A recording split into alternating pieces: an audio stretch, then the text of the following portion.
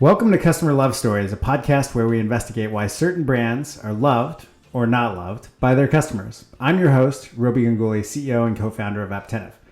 For those of you who don't know, Apptentive is a Seattle-based voice of the customer solution for the world's largest consumer brands in mobile. But that's not what this podcast is about. Today, we're talking about customer love with Ronke. Ronke, tell the audience a little bit about yourself. Thank you so much for having me, Robbie.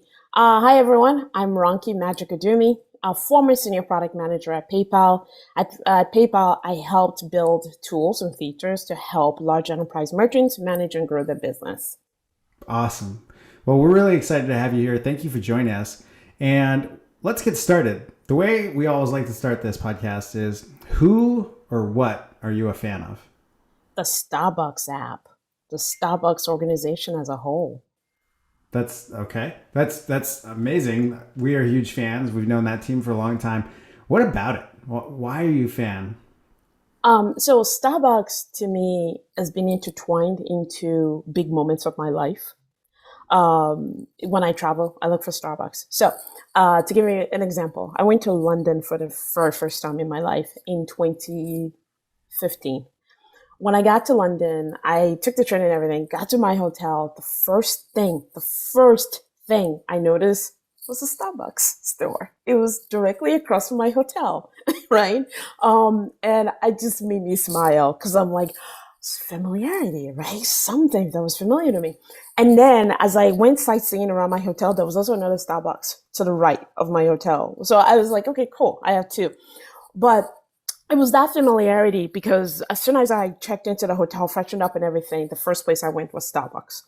And what also blew me away was I used my app to pay and it converted from dollars into pounds for me. I didn't even have to do anything. But they also had what I needed. They had an Americano with steamed almond milk and it was a no big deal. They made it for me in a venti cup. And I just sat there. I remember that was my first restaurant experience in London, my first thing I paid for in London. And I remember sitting there having my coffee and just watching people. And then of course after that, then I took off and I went sightseeing. And then later on that afternoon, guess where I went again? After I was, after I did all my sightseeing, I showed up at the Starbucks across from the British Museum. And again, I went there to go use the Wi-Fi, right? To send pictures of everything that I captured at the British Museum. So that memory of London always has Starbucks in it for me, right? And the other thing is, this is a little bit so Starbucks app to me does two things, right? Which is utility and delight, right? I can order my coffee. Yes. I can reload. Yes. Awesome. My boyfriend has his own trucking company. Was always traveling. In the morning, I hear that beep, that notification on the Starbucks app, and I know it's him. And I don't even have to look at it to know that he just ordered a caramel macchiato and that he just got a sandwich at whatever location he's at. But what that does for me emotionally is it makes me feel good. Like, okay, he's safe. He's all right. He just went into Starbucks. And that's another way that Starbucks is sort of intertwined into my emotions, into my life. All right. So two things. One is you get to a new place and you have the familiarity of Starbucks. So you get to London for the first time and it's there and you can count on it. And then it's not just there, it's in multiple places as you're traveling around. So that familiarity is part of what you really are speaking about being a fan of and appreciating. And then there's a totally different thing, which is the Starbucks app itself. You share an account with your boyfriend. Mm-hmm. So even when you're apart, you're able to kind of keep in touch because you can know he's picking up his coffee. He's got his normal routine and you've got your normal routine. And then you can kind of lightweight be with each other without being with each other. Is that right? Exactly. Absolutely. So like, for instance, today I ordered my coffee 12-ish. And he got the ding on his side, right? And I talked to him like around 1:00 and he's like, late date today, right? So yeah. So on his end too, right? He's able to kind of go, okay, my girl is okay, right? She just got her coffee. Yeah. And same thing on his end. Like if it's just that emotional connection that Starbucks app offers the both of us. I'm sure that wasn't the intention, but it does. Yeah. That's awesome. So let's go unpack both of these areas a little bit more about your fandom and what it was like for you in the first place to become so familiar with Starbucks that it's a place that when you go to London, you sort of seek it out and you go to it multiple times. Like, what led to that? Are they being consistent for you in a certain way? What are you getting out of it on a regular basis that means even if you show up in a different city, it's the same thing that you seek out? I think the history of it, right? The history of Starbucks. So when I was doing my MBA, every single class I took, whether it was organizational management, organizational change, it didn't matter what class I took. Whenever they would ask us to pick our project, I would always base mine on Starbucks, right? Everything from me to leadership with Howard Schultz, I was interested in. I wanted to know how Starbucks came to be. So for me, I think that's part of the driving force, right? Is that I understand the history of it. I understand that when they were going through a hard time in the financial crisis of 2008, Howard Schultz stepped back in to help pick up the pieces. And how did he do that? So I actually have leadership lessons, by the way, from Howard Schultz also that I tie into my own leadership style that I think also connects me to that organization in a way. And that's why I also seek it out, right? So in my head, Starbucks is the place where employees are partners and they have an equal say and they can voice their feedback to their leadership. It's a place where their leadership wants to know what they think. It's a place where I can go to myideas.com. I believe it's still there to voice my concerns. It's a place where if something's wrong with my app, I can call the 1-800 number and they can fix it for me. It's a place where even if my coffee is made the wrong way, somebody will fix it right then and there for me. And the other thing I want to say is why it also drives to my emotion, right? Because it kind of taps into that emotion is there are 2 Starbucks near me, near my apartment. And one is a little closer to me. Both of those stores, the reps there, whether they're working in the morning, the afternoon, or the evening, they know me. So on the Starbucks app, right, I can order my Americano, but there isn't an option to pick to have them steam the almond milk. I don't even have to call them anymore. They already know that when they see my mobile order, they're going to steam the almond milk for me. Isn't that amazing? And that's in both stores. And when I walk in, the first thing they always say is, "Hi, Ronke. Hi, how are you?" And so they're an extension of my family. And also during the pandemic, guess who I saw every day? My Starbucks baristas. I didn't see my coworkers, but I saw them every day. And sometimes twice a day. So I don't know if I answered your question, but Well, I think that there's a lot to unpack, and I think so. One of the things I was curious about was what makes it a place that you are consistently going to despite changing the cities. Going to London, they have their own brands, their own coffee shops, but you got Starbucks there. And so I was kind of curious about what drew you to make that selection to go there. And what I heard you say, I think, was it's not about actually the product itself, it's about the company, right? I think what I was hearing you say is the reason that you seek it out when you go to other places is because of how you have on your own studied the company and come to a conclusion that you're really aligned with how they've run themselves, how they value people. That ethos makes you connected in a way that changes your preference, that exactly. leads to you wanting to seek them out. Is that fair? Oh, exactly. And my core values aligns with theirs, right? So talk to me some more about that. What core values in your life align in particular with theirs? Let's Sure. Because now I think, one of the embedded questions is, what do you like as a fan? And I think what I'm hearing you say is, as a fan, I want to be aligned. I want to be aligned around values. I want to be a fan of companies or organizations or people who are aligned with my values. So is that fair? Yeah, that's fair. So you look at Howard Schultz. His father didn't have health insurance, and I think his father worked like 2 jobs. I think he came from the Bronx, right? He knows what it's like not to have health insurance. So what does he do? He makes sure that every single partner has health insurance. It didn't matter whether or not you were part-time or not. You had health insurance. And of course, if you wanted to work at Starbucks while you went to school, that was also supported as well.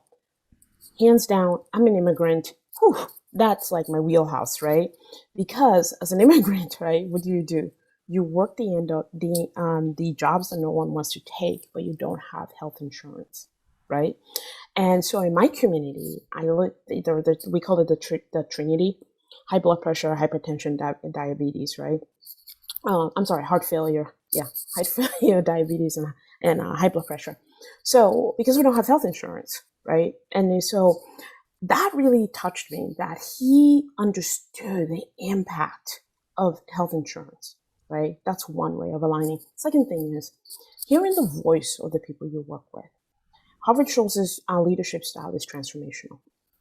So in 2008, with the financial crisis, he would go to different stores and they would close early, and he would just sit there and listen to his partners. He didn't need to be the smartest person in the room. He wanted to understand what their pain points are. As a product manager, that means the world to me because I use that a lot. I utilize that leadership style with my Scrum team and my cross-functional partners. I mean, I don't want to have the answers. I want to know what everybody thinks. I want to know how we're going to solve our customer problem, not just for today, but for tomorrow. So those values really align to me. Listening to your partners, your team, but also caring about them, genuinely caring about them, and making sure that they have even a small thing like health insurance means the world to me. Got it. Okay. So those are some values that pop up for you. And when you think about how those values shape your fandom, because you're aligned, right? And because they're aligned, how do you track that over time? As a fan, are you paying attention to changes in the company and how it espouses its values? And if so, what have you noticed in their changes over time? So diversity and inclusion is something that's really important to me. And I've noticed over time that they've tried to do a better job of making sure that their partners are well informed, right? Don't get me wrong, they don't always have this right. My brother is a doctor. He had a bad experience at a Starbucks in Maine not too long ago, and he was racially profiled, right? I haven't experienced that with Starbucks, but I'm glad that Starbucks did something about that experience that he had. They moved, they did something about it. And like I said, they're not perfect. There's still work to be done. And there's some Starbucks, listen, that I go to that I don't feel comfortable there. It's rare, right? But they're doing a better job of it. And I'm glad that they are, and that they are at least vocal about what they are doing to try to make sure that they are including diversity and inclusion, in the way they run their organization and in their core values. The other thing I wanted to mention is there was a time there where veterans weren't being hired. And I know that Starbucks was the first to raise their hand, like, yeah, if you want to work here, we're good. Come apply. And I thought that was also great. So I kind of follow them, And then of course, there are other things, that I know that they do, like especially in their own community, like giving back, that I really appreciate. But again, I'm always looking to see what they're doing in marginalized communities. And so far, I think that they're doing a good job of not just embedding themselves, but also giving back. And let's talk a little bit more about the situation with your brother, because you said that they did something to make it right. And I can imagine that if they hadn't, that would change what you thought, right? Absolutely. Change your relationship and your fandom. So what did they do? And how did that reinforce what you believed? First, the manager actually called him. The district manager called him and walked through what the experience was. And I'm glad that she actually acknowledged that that was not their norm. That was the first thing, right? Is acceptance and acknowledging it. And she did. And she ensured that her team would be fully trained to make sure that that never happens again. That experience never happens again. So I appreciated that versus it could have gone the other way, right? She could have called him and said, nope, they were fine. They did nothing wrong here, right? But she at least acknowledged it, that it was a bad experience. It is not their core value, and that they would train their employees and their partners to, not look at color first, right? And not be intimidated by a man of color, but rather the character, but rather the person's actions, per se, right? Yeah. So that made me feel a little bit better. If she hadn't, I mean, we wouldn't be having this conversation today, right? Because I would stop going to Starbucks. But I'm glad that she took that action. Got it. Okay. Yeah. So that's the ramification. Like if a brand that you really connect with because of values violates their values, it's not in your mind a deal breaker because people are human, organizations are made up of people make mistakes.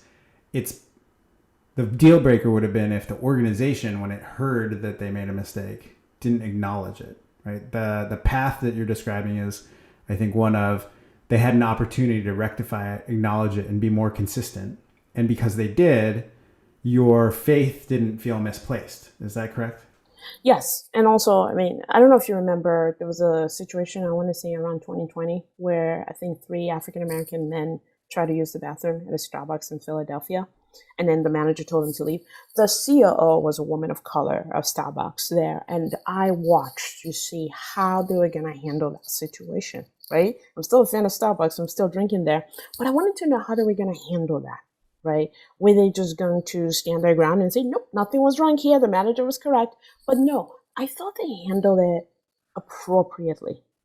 And what then also ensued, was encapsulated in that management, crisis management, was we are going to have every single one of our partners go through a diversity and inclusion training so that this does not ever happen again. Because of that incident, I found who the CEO of Starbucks was. I already knew the CEO, Kevin. I follow him on Twitter. I followed her. I've since then followed her career, by the way. And I think she's at Walgreens now as the CEO. I watch her interviews because I was just curious to see what her leadership style was and who is this woman who handled this incredibly delicate situation, right? That could either make or break Starbucks, but handled it elegantly. And I wanted to understand who is this woman? What was her drive? And what can I learn from her? Because even if it's not a racially profiled situation, if it's another one, I just wanted to know how to handle those kind of crises. And it was a teachable moment. And I wanted to know how she did it. So. That makes a lot of sense. One of the questions I like to ask is, what's the craziest thing you've done as a fan? And in this context, I think I'm already hearing some things that you do that are above and beyond. Like you've done a bunch of research when you're getting your MBA. You were doing a lot of your work predicated on Starbucks and investigating them. You went and figured out who the COO was and then followed her career even though she's left. So these are all pretty intense investments of your energy and time.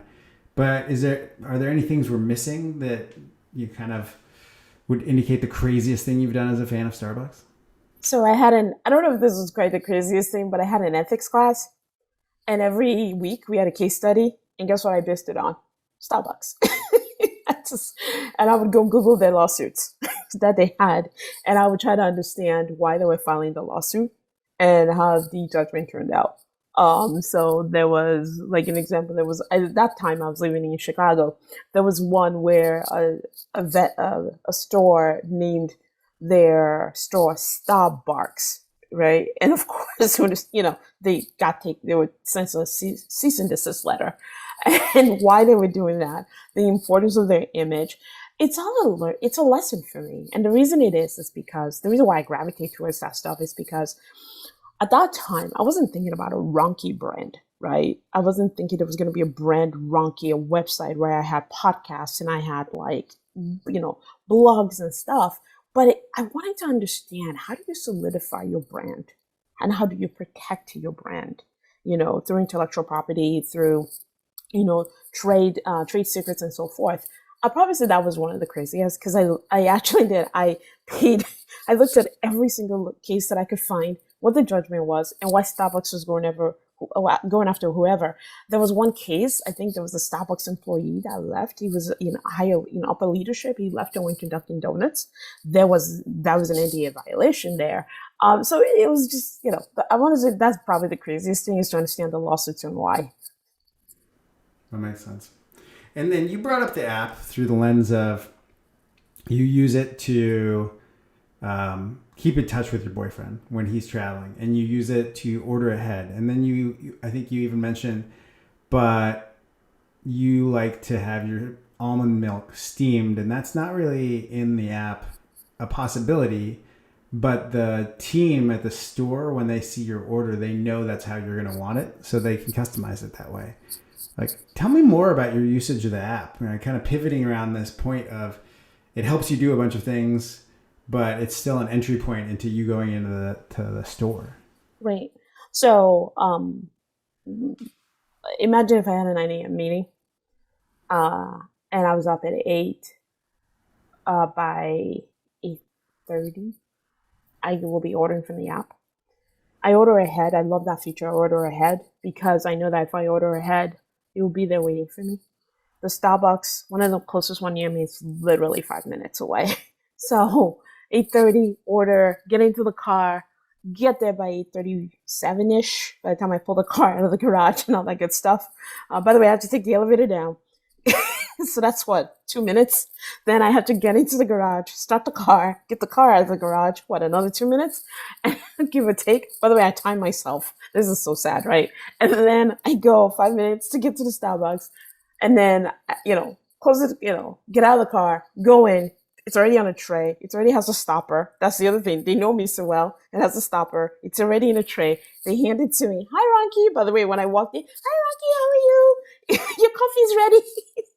They hand it to me, get back into the car, pull the car back into the garage, park it, get back into the elevator, back into the apartment, and I'm ready for my 9 a.m. meeting. That is why that order ahead is so valuable to me. So when OS 15 went live and I couldn't order the order ahead, it broke the Starbucks app, and I couldn't order for like 3 days, order ahead. Oh man, those were rough. Because then I had to go stand online and, pray that I make my meeting on time because, I just couldn't start my day without my Starbucks. So anyway, yeah, but what used to happen is I would call the store and I would go, hey, it's Ronke. I just placed your mobile order.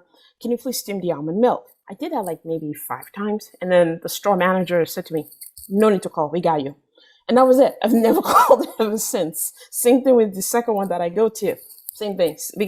So the one that I go to Monday through Friday closes during the weekend, right? And then the one I go to on the weekend, they know me there too. So same thing. If the one I go to on the weekend is not closed, man, then it becomes rough. Because guess what? I got to drive a little farther for my coffee. And I gladly do it. Yeah. But I love the closeness with the staff. I love that they know me. Oh, one other thing, really quickly. So every day, the second Starbucks that I go to, every day I walk 4 to 5 miles a day. The baristas and the manager know that I do that because they see me walking near their store. One day, there was a man that looked suspicious. He was walking around bothering people, right? And I was walking by. The manager comes out to me. She goes, hey, Ronke, listen, just be careful, okay? Because there's a man. We've already called the cops. She's like, but there's a man walking around approaching people. Just think about that, right? They know my routine. Even when I'm not in their store, they know that I walk that path every day. And they saw me walking and they cared enough to come out and say to me, hey, be careful. And that happened how long ago? This happened like a year ago.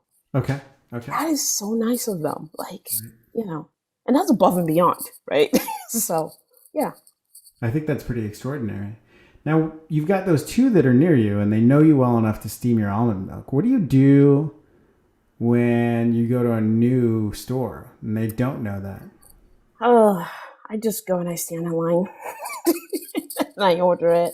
I've tried calling ahead. It doesn't help because they don't know me. And when I call ahead, sometimes they make it wrong. So it's just easier if I go stand in line. If I go park the car, stand in line.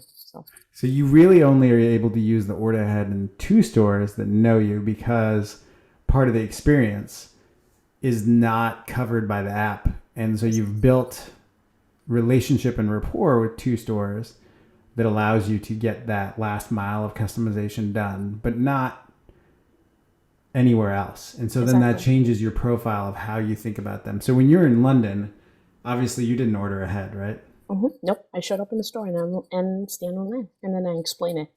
Any other store that I go to that are not those two, I have to stand online and explain my drink. If they added it, if there was an option to steam it on the app, oh, well, forget it. I don't have to do that. I could just call ahead everywhere. So. Right. And then you pull out the app to pay anyway, right? So they're still giving you your rewards points, but it's less convenient for you. So, what's interesting to me is I can imagine somebody else being on this podcast talking about the Starbucks app and then having moved away from being a fan because that presents a problem, because it doesn't fulfill their need in every situation. Why isn't that the case for you? Because I know they'll get to it eventually. I think that, so the Starbucks app, like I said, right, serves those two things, right? Utility and delight. The delight part where it taps into my emotion, right, is my boyfriend hears that ding. He's like, oh, my girlfriend has ordered her coffee, right? He knows what time. Or I hear the ding in the morning before I wake up. Or sometimes it's the ding, the notification on the Starbucks app that wakes me up because he's ordered his coffee. So there's that emotional aspect of it, right? But the utility part, I think they've done such a good job of continuing to enhance it. Because if you think about it, Starbucks is that third place. It's not your home. It's not your work. It's that third place, right? So they've done a good job of enhancing the app to make it easy to get to that third place. So while they don't have the option to steam my almond milk, I figure one day they'll add it. Until then, I'm a big fan. And they just raised the price again on my Americano, and I still show up. So, big fan. And have you ever given them any feedback around that? Around the steamed almond milk? Yeah. No. So the manager in the two stores always say to me, they're like, we'll pass it on for you. And I said, no problem. I actually hasn't given that feedback to them. Got it. That makes a lot of sense. All right. And did you bring any props? Yes. Oh, there we go. So you've got a classic white Starbucks mug, and it's got, if you turn it a little bit because it's got some shadows. There you go. You can see the siren. That's awesome. That's really cool. And if I remember correctly, that's not the only mug you have. Oh, I have several. So I collect the points, So Starbucks has, I think, once a week a challenge or something. Like if you buy 3 Americanos, you get 50 points or something like that. I look forward to those. So I always enter those to get those extra points.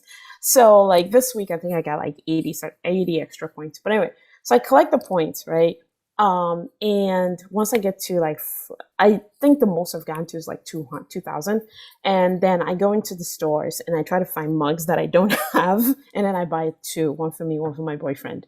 And if I go to another store and they, so one quick backstory regarding the mugs, the 2 near me, if they don't have newer mugs, then I'll expand. So there's a place that I go to get my salad and they have Starbucks next to it. So I'll go in to see if they have new mugs. And if they do, then I'll just buy 2 mugs from them and I get it for free with my points. So yeah, that's why I collect them. So how many mugs do you have? Oh, I have 16. 16? 16 mugs. Yeah, Starbucks 16 mugs. 8? Yes. 8 of the same kind, but 2 copies of each? Yes, one for me, one for my boyfriend. So. And is that white one we just saw, is that your favorite? This is my favorite, yes. Because this is my favorite because I can feel the whole entire venti in here. Right? And then I have smaller ones. So I have to pour it as I, drink it. But this fits the whole entire venti. So I can just sit at my desk and I can just drink my coffee while I'm working. So part of your routine is that actually pick it up, come back, and then pour it into my Starbucks mug. So you've got the whole life cycle of Starbucks delivery mechanisms into your mouth, right? Like you go to the store, you pick it up, you come back, and then you're transferring it into the mug that you've gotten that is perfect for the venti, and there you go. Exactly. And then I wash it out, and then in the afternoon, get another one, and I pour it in. So when you travel to London, you can't pour it into your mug. Did you miss it? Oh, yes. So when I'm in London, right, I can't pour it into my mug, but I have a stopper. So I just, I sip. Oh, okay. So there's a little backstory regarding London. So in London, I don't like traditional British breakfast. I don't know why. That's a whole different story. But they have Pret a Manger next to Starbucks. So I'll go to Pret a Manger and I'll grab a croissant, right? And what I love about the Starbucks people is they don't give me a hard time. So I'm holding a bag of Pret a Manger and I order coffee, in this venti, and I sit there and I eat it and I drink and I use their Wi-Fi, right, before I go elsewhere. And then they don't bother me. They're just, they're like, okay, here's your coffee. And I just kind of sightsee. So yes. And then when I don't finish my coffee, or sometimes I'll finish my venti and then I'll get a refill. I'll get another one, and then I take that one with me on my sightseeing. Like I'll take that one with me on the train and stuff like that. But I know where all the Starbucks are anyway in my routine. So my routine is kind of scheduled, I guess you could say. My favorite place in London on my first day when I arrive is the British Museum. That is the first place I'm going to go. So I grab coffee and I can grab a little coffee there. And then the next day when I go shopping in Mayfair, there is a Starbucks across from the Noble restaurant in Mayfair. So I go eat sushi for lunch and then cross the street and grab a Starbucks coffee. And then I can go shopping. See, it's all mapped in my head. It's almost like if we were to pull your brain, open it up, and think about how you envision the world and locations, the Starbucks locations would show up on the map first, and then you would start to fill in the other stuff around it. Exactly. So it's like how when you give people direction, you're like, oh, then you make a left, and then there's like a donut store. Yeah, for me, so you make a left, and then there's like a Starbucks around the corner. Oh, so in Mayfair, right? I mentioned there's a Starbucks across from the Noble. And then if I go to Harold's to go shopping, there's a Starbucks across from Harold's. So after shopping in Harold's, you've heard of La Durée, the macaroon? No. It's the best macaroon ever. It's La Durée. It's French. There's a La Durée inside Harold's. So when I'm done shopping, I go and I grab a couple of macaroons, and then I cross the street to Starbucks, grab my coffee, my Americano with steamed almond milk, and I sit by the window eating macaroons and texting all my friends. That sounds pretty awesome. That sounds like a great day. Exactly. And but you notice Starbucks is a part of all my journey. So, last question about you and fandom. A lot of people that we've talked to, when they talk about being fans, they have an aspect of evangelism, this aspect of bringing people into it. And I'm curious, clearly you've brought your boyfriend into this, or maybe independently you're both huge Starbucks fans. I don't know, but have you evangelized? Have you brought people into your sensibilities around why they should trust them, align with them, be loyal? All my siblings go to Starbucks. So my brother, of course, Starbucks. His kids, Starbucks. All four of them, Starbucks. When I go to visit them in London, my sister-in-law is British, so she's more of a fan of tea, but she makes her own. When I go to visit, the kids are like, so, Starbucks, Daddy, let's go. Because they know I need my Americano. My boyfriend was already a Starbucks fan before I met him. So, this is another story, how Starbucks played a role in that. The second time, I met my boyfriend online, right? And we chatted, we talked, but the second time we talked again, he was online at a airport after getting his luggage. Guess what? Starbucks. And I will never forget him ordering his drink, a caramel macchiato, venti hot, upside down, and he was ordering a spinach wrap. And I'm like, oh, it's a Starbucks. Oh, I like this man. This is good. It's just so he was already a fan. This is now, I use his points to get the mugs. So that's why we share now. Okay, so that's really that last part is he was already a fan. It on your second sort of like real conversation, he was doing his own shopping and gave you some sense of like we're connected, we're in the same way. And then the reason you decided to combine accounts and be on the same account in the app is so that you could aggregate your points and buy more mugs together.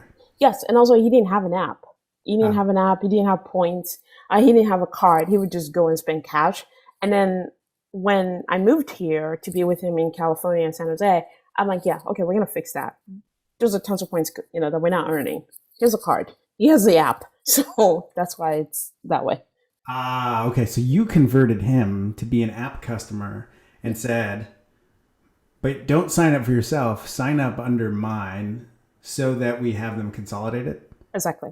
Super interesting. That's super interesting. So it was like a strategic decision of they've got a loyalty program. It's great. You're not participating. I'm going to drive you to adopt the loyalty program, adopt the app, change your behavior around this. So he would always stand in line before this. Mm-hmm. But now he's able to, is he able to order ahead or does he also have a steamed almond milk issue?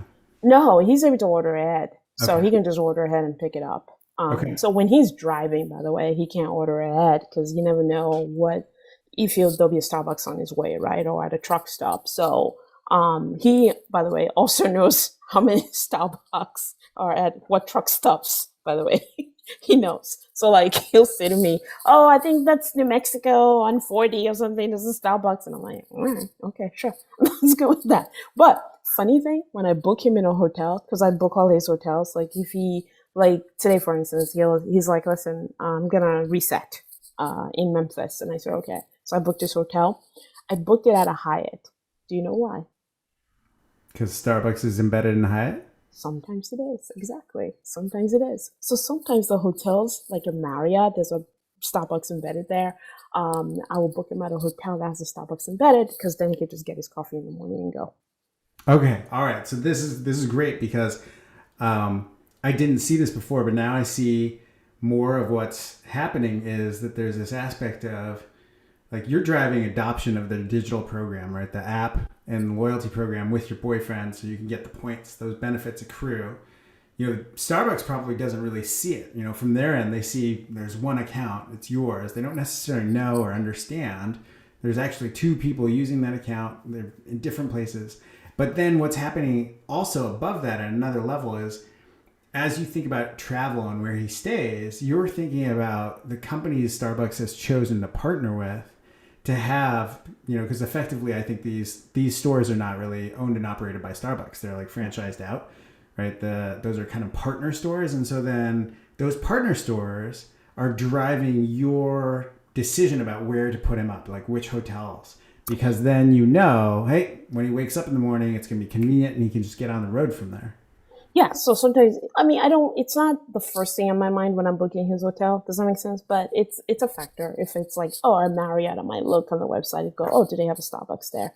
But it's not the main factor, but it is. If I had a choice between Marriott or sometimes a DoubleTree, I'll just put it on the Marriott because I know they might have it. Some Lowe's hotel has a Starbucks embedded, so that's another one too. So. Right. Well, and I think that it doesn't have to be the main factor. Part of the reason that this podcast is the way it is, talking about fandom and what people feel emotional connections to and what that looks like to cultivate is because I think all businesses are trying to create more loyalty, create more emotional connection with their customers, not because it's a definitive straight line to more money, more profits, but because they know it's influence, right? That they know that there's this whole other set of things that they can't really guide or choose for you to take a path around, but if you have that affinity and that emotional connection, it will influence those decisions. And so what I'm hearing you say is not only is it quite influential directly for you, you land in London, you go to Starbucks, it's influential in a way that says it doesn't have to drive the decision around where I'm going to put them up, but it's a piece of the equation I factor in. And I think that I would ultimately believe that the Starbucks team that's responsible for loyalty would say, yep, that's exactly why we think about this. And that's exactly why we want to be partnered with partners who can deliver an experience where, if some of the influence is that there's a Starbucks there, they also want the partner to deliver so that you want to go there because they're delivering a good enough experience, if that makes sense. Oh, absolutely. You're looking for the same experience, the same friendliness, right? And if your coffee is made wrong, someone that will fix it for you. By the way, one quick thing. Do you know the only place I've been to where there was no Starbucks and I was like, oh, come on. Rome. Rome. Yeah. Yeah. You couldn't find a single one in Rome. Not a single one in Rome. And so then what did you default to? What did you do? A little thing of Americano with almond milk.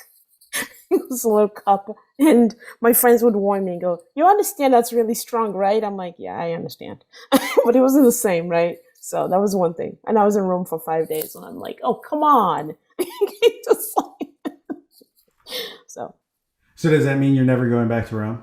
No, I'm still going back. I'm still going back. But hey, if we do go Milan, though, I know there's a Starbucks there because that's one of Howard Schultz's first stories when he was still leading was the Starbucks in Milan, which people thought he was crazy to have one there because, you don't drink Starbucks in Italy. But I'm glad he did.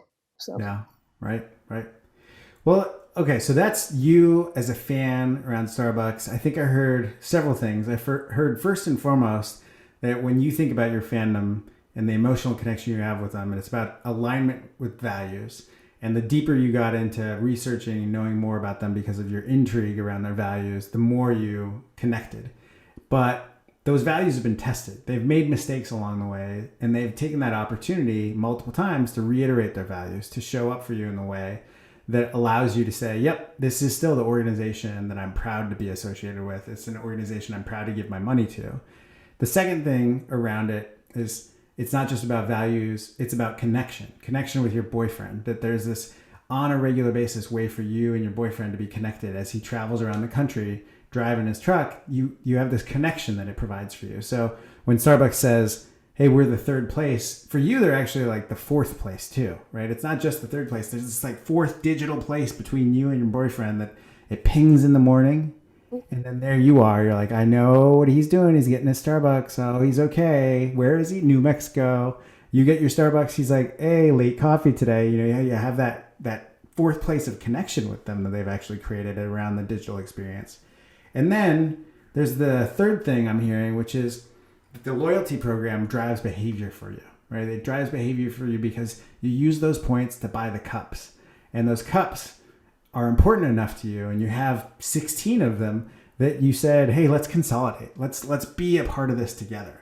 And so that loyalty program, because you're such a big fan, really generates a lot of utility for you. It generates value. And then the final thing I'm hearing is that there's an aspect of if Starbucks is available, it can make places more attractive to you. Whether it's a hotel to stay or a city like Rome to go to, it can change your perception of, is this the most attractive place I could go to because of the opportunity to go to Starbucks? And you're hearing all of that in sort of how you are as a fan. Is that correct? that is correct. It's very comprehensive. It's pretty awesome. Thank you for sharing that. Now I want to move and talk about, you have your own podcast. It's called Product Magic. Yes. What's Product Magic about, and how did you get into talking about it? What are you trying to accomplish with it? So, I listen to a lot of product management podcasts, right? And I never hear a designer talk about how they want to work with a product manager.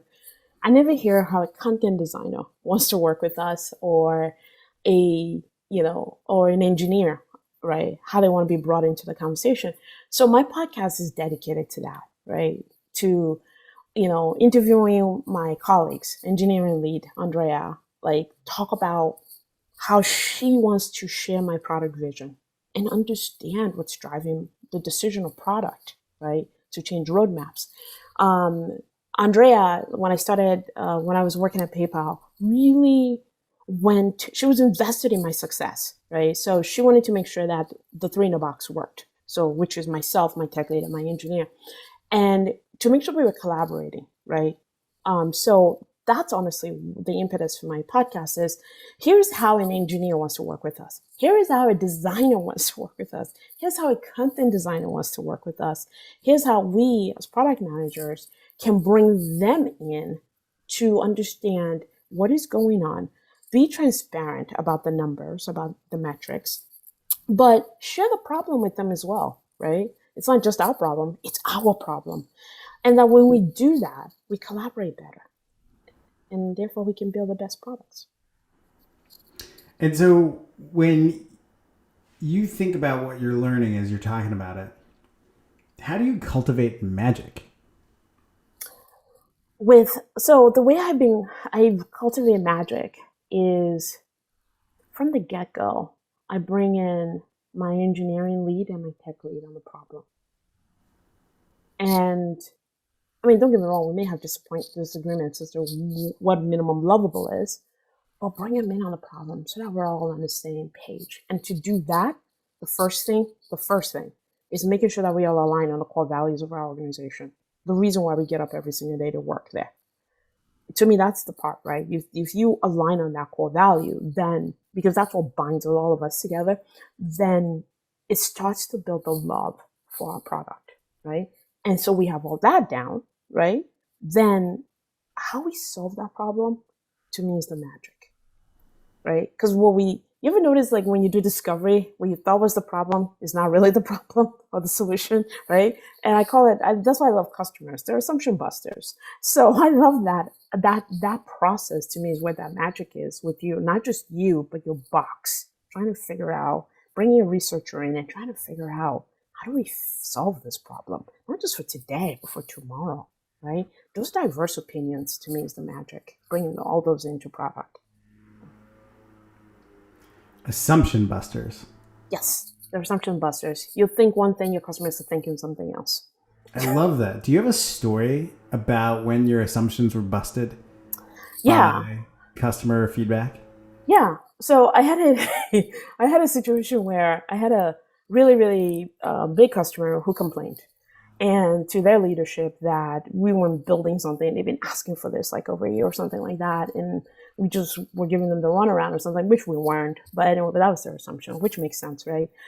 They didn't have insight into my roadmap. So they escalated to their leadership escalated to my leadership, and my directive was, drop whatever you're doing and go build it.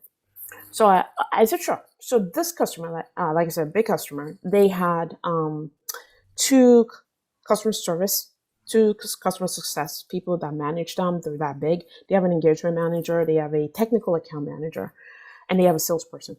So my box and I go, and we build a wireframe that we believe solves the problem. Again, this is why, by the way, I like to have design drive the conversation with people, not just my customers, but my whole entire cross-functional partners.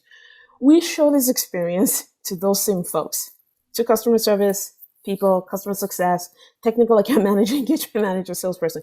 They said to us, this is correct. You got this. We show it to the customer. The customer is like, this is not what I want. Assumption busters.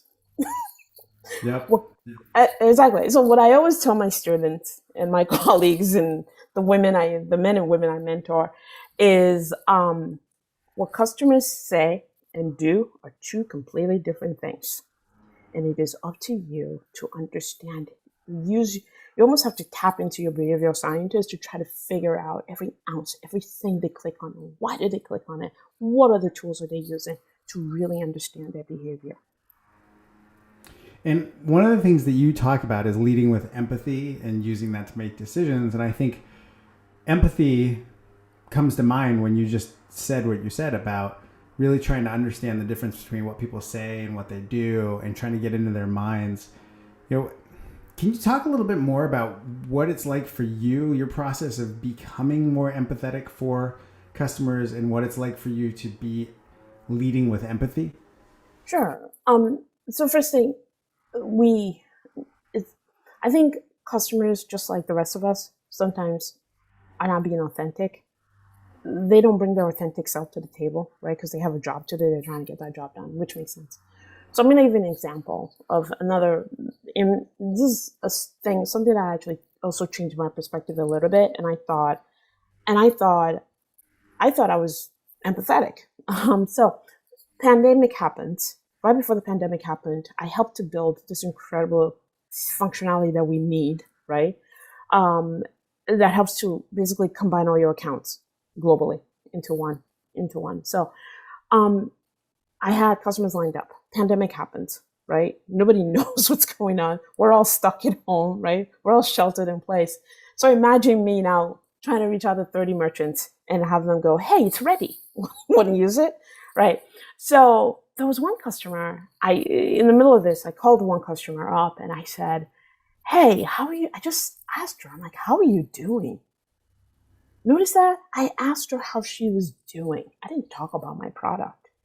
And she said to me, oh, hey, she's like, I live in a 1-bedroom. She's like, I get up every day and I sit by my table, by my bed, and that's how I work all day because I'm afraid to go out. And I thought, I have a whole apartment to myself, right? And she's like, and she took a 30% cut in pay to stay employed. And I said to her, I'm like, how can I help you? Notice I didn't bring up my product still, because at that point we were having a human conversation. I'm like, how can I help you? It's just like, well, if I could do my job faster. And she told me this problem. She's like, we are really selling a lot of Baby Yoda. Because at that time, Mandalorian came out. And I don't know if if you remember this, but when Mandalorian came out, there weren't a lot of merchandise for it. Because Jon Favreau wanted to see how well it would do or something like that. But then the merchandise came out later. And then, of course, in the middle of the pandemic, what did people want? Baby Yoda, right? So she's like, we're doing really well with Baby Yoda. She's like, if you can help me to process those orders faster. I said, well, how about this? I said, I can give you what we just built. And that is how she ended up beta testing for us, piloting it to help make her job better so that she can process orders and her refunds and so forth better, faster, so that she can feel a little bit better about keeping her job. And like I said, I thought I was an empathetic product leader. That moment changed my life because I realized, not that I didn't know it, but our customers are just like us around that time. They were all trying to figure out how to make it, how to get up every day and do stuff and be productive. And so after that conversation, then the next customer I spoke to, I started once again with, how are you? What can I do? So empathy is really important. And there's an adage, if you love your customers, they'll love you right back. And they'll stay with you. Sometimes you have to wear your hat on the sleeve for them. Right. Or maybe right here. Exactly, or right here, exactly. But care a lot about them because they'll care about you. Yeah. And that woman made a difference in my life that afternoon. And ever since then, the way my outlook changed a lot. Not that I didn't have empathy before, but it's different now. Yeah. So that makes a lot of sense. Well, I think we've had a lot of opportunity to learn from you today about what you were like as a fan, how fandom is cultivated with you, and then what it turns into, and how your preferences change, and how you evangelize and bring it to other people, and then learn a bit about your podcast, Product Magic, which I think everybody listening should go check it out and think a little bit harder about empathy and showing up for your customers with a way that says, first and foremost, I care about you. I think that's the final lesson that I've learned from you today, and I think it's really an important one. So thank you so much, Ronke, for joining us. Where can people find you and connect with you online? Everybody, you can find me at ronkepm.com. That's RONKEPM.com. It has all my social media links. You can send me messages. And thank you so much for having me today. I had such a great time. This is awesome. I really appreciate it. We're going to include links in the show notes as well. And, speaking of show notes, I want to encourage our listeners to check out the resources we're going to link to if you want to dive deeper into some of these areas. And I want to thank all of our listeners for tuning in. Please be sure to subscribe and give us a rating and review at www.ratethispodcast.com/CLS. That's a place we can get feedback and continue to make this podcast valuable for all. We wish you all the best and hope you continue to deliver customer love in all that you do. Thank you.